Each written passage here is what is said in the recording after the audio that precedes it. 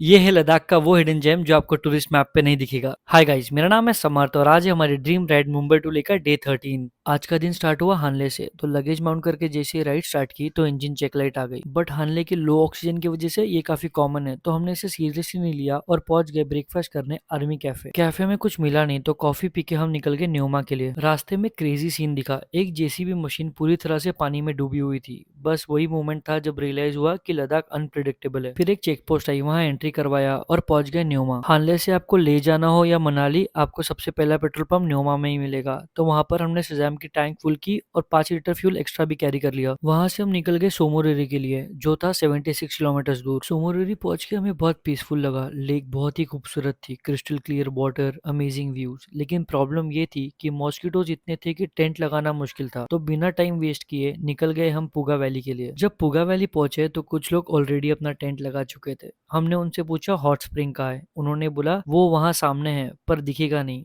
चलना पड़ेगा आपको। तो फिर उनके ही साइड में हमने भी हमारा टेंट पिच करना स्टार्ट किया। मुझे तो बिलीव ही नहीं हो रहा था कि इतनी ब्यूटीफुल वैली में रहने वाले हम आज रात। टेंट पिच करके हम निकल गए हॉट स्प्रिंग ढूंढने और रास्ते में मिली ये कोल्ड वाटर स्ट्रीम जिसे क्रॉस करना था। अब प्रॉब्लम ये थी कि इतने ठंडे पानी में पहले जाएगा कौन। केवल बोला मैं जाता हूँ। उसका रिएक्शन एपिक था, चिल्ला रहा था लेकिन गया। फिर आई मेरी टर्न। पैंट फोल्ड की, थोड़ा हिम्मत जताई और मैं भी चला गया। पानी सच में नम कर देने वाला था। स्ट्रीम क्रॉस करने के बाद हम चल पड़े हॉट स्प्रिंग की तरफ। तभी एकदम से केवल निंजा हथौड़ी की तरह भागने लगा उस वैली में।